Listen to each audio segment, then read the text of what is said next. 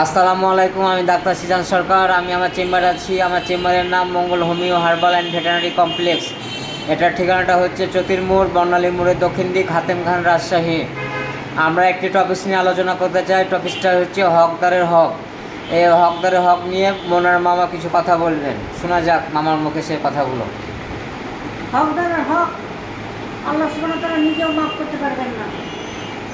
ওইটা আল্লাহ সুবহানাহু ওয়া তাআলা তাকে বলবে যে তুমি তার সাথে বোঝাপড়া করে নাও। তখন যদি বোঝাপড়া করতে না পারে তাহলে নেকি দিয়ে দিতে হবে। আর যদি সে আল্লাহর খাস বান্দা হয় তখন আল্লাহ তার সাথে মুআমালা করবে বা তার সাথে কথোপকথন করবে, তুমি কী চাও বলো। তো তখন আল্লাহ সুবহানাহু ওয়া তাআলা যখন তাকে জান্নাত দিতে চাবে আর সে যদি তখন জান্নাত পেয়ে রাজি হয়ে যাবে, এ হয়তো সে জান্নাতে চলে যাবে। কিন্তু আমরা কি খাস বান্দা আল্লাহর হতে পেরেছি? আমরা নিশ্চয়ই আল্লাহর খাস বান্দা হতে পারিনি, কারণ আমাদের অনেক গুনাহ আছে, প্রবলেম আছে।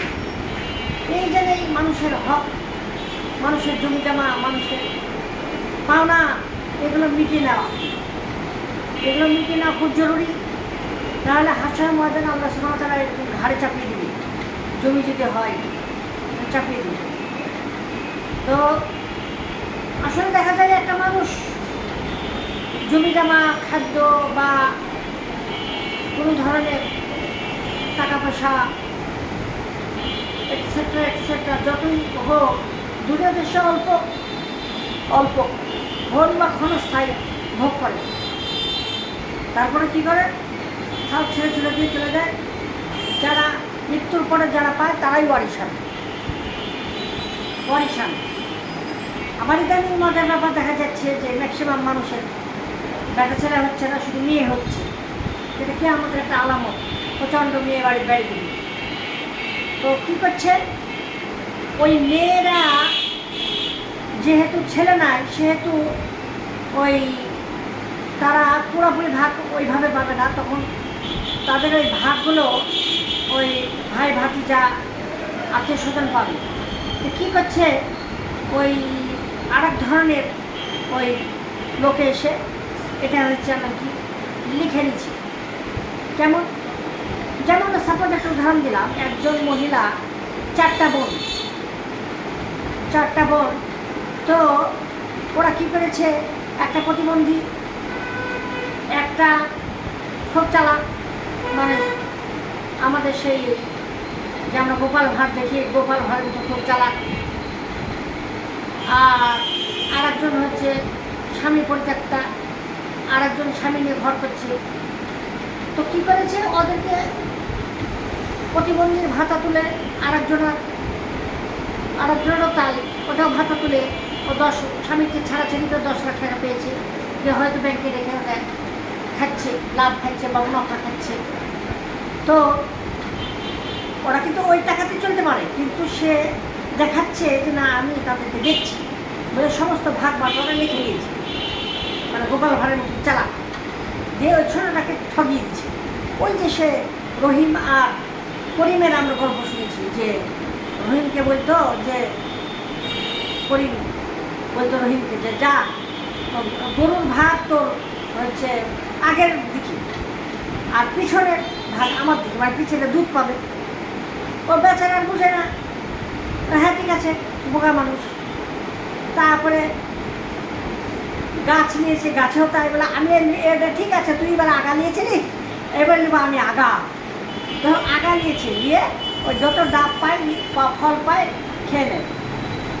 তারপরে এবার আবার বলছে ঠিক আছে তাহলে এবার যখন তুই আগা নিলি, আমি গোলা নিলাম, আবার তুই গোলা নিলি, আমি আগা নিলাম, এবার ঠিক আছে, এবার ভেতর আর বাইরে। তো বলছে ঘরের ভাগ ঠিক আছে, আমি ভিতর আর তুই বাইরে। তো কখন বলছে আমি রাতে ভিতরে থাকবো আর তুই রাতে বাইরে থাকবি, আর আমি দিনে বাইরে থাকবো, তুই দিনে ভিতরে থাকবি। তবে সব দিক দিয়ে ওরকমটা লাভ করে। তো জ্ঞানী ব্যক্তি বলছে যে দাঁড়াও, এটার ফর্মুলা আছে, এই ফর্মুলা অ্যাপ্লাই করো, তাহলে তুই সব পেয়ে। তো গরুর ফর্মুলা কি, গরু দুধ দোয়াইছে, গরু মুখের করে ভরা বাড়ি মারছে, ওই সেই ভাই তুই কেন গরুতে মারছিস কেন? কেন আমার সামনে অংশ আমি যা তাই করছি। বাস দিয়েছে গরু, 2 পা দিয়ে ভ্রাম করে এক লাথি দিয়ে পা ভেঙে মাথা ভেঙে গেছে। তখন চাচা ঠিক আছে, এরপর থেকে যা, তুই 15 দিন, আমি 15 দিন দুধ ধর, মানে সাইজে এসে। তারপরে ওই গাছে উঠেছে আর নিচে কাটতে শুরু করেছে। ভয়ে বুঝে বাবা কি কেউ শিখাচ্ছে। ঠিক আছে ভেবে দেখছি, তোর ফল দিয়ে দেবো। আচ্ছা এবার থেকে হাফ ভাগ কেটে দিই। ঠিক আছে, ওটাও গেল। এবার ঘরে কম্বল বা ল্যাপ নিয়ে শুয়ে আছে। তো সকালে কী করেছে, কম্বল বা ল্যাপ ভিজিয়ে রেখে দিয়েছে আর গায়ে দিতে গেছে। ওরে বাবার এই ভিজা খায়, তার মানে কি? তার মানে উচিত শিক্ষা যখন দেওয়া হলো তখনই সে ঠিক হলো। আমাদের সমাজে এরকম মানুষ থাকে যে যারা অবেলা বা যারা মুখ খুলে না বা নিতে চায় না। আর একটা গ্রামে এরকম একটা দেখতাম যে শাহানিশার বাপ, নওজুবিল্লাহ, শাহানিশার কোনো ব্যক্তির নাম রাখাই যাবে না। তো শাহানিশার বাবা, শাহানিশার বাবা তার বোনদেরকে কীভাবে ঠকাচ্ছে? এইভাবে ঠকাচ্ছে যে ওর নানা বলেছে যে আমার মানে নানা বলেছে যে আমার বেটা নামে দিয়ে দেবে বাবা, আমার একটাই বেটা, তোরা বোন 4টা 5টা দিয়ে দিবি। তবে ওরা খুশি হয়ে দিয়ে দিচ্ছে। তাই বললাম যে খুশি হয়ে আমার দেওয়া দিয়ে আমার কি, বোনের ভাগ দিয়ে দিবে। তো বোনেরা দেখে আসে, দেখাশোনা করে। ওইভাবে তো দেখাশোনা করে না, ওই তো সামথিং কিছু টাকা দিয়ে গেল, কিছু জিনিসপত্র দিয়ে গেল। ওদের মধ্যে যারা প্রোটেকশন, একজন প্রোটেকশন করলো যে কেন আমাদের ভাগ দাও, তুমি না আমাদের ভাগ তো আমরা লিখেই দিয়েছি। তার মানে কি? তার মানে এখানে আল্লাহর হুকুমকে সে অস্বীকার করলো, অস্বীকার করে মন গড়া ভাগ করলো। করে আসলে এটা মন গড়া ভাগ, মানে আসলে বোনদেরকে দিল না, সে মেনে নিল।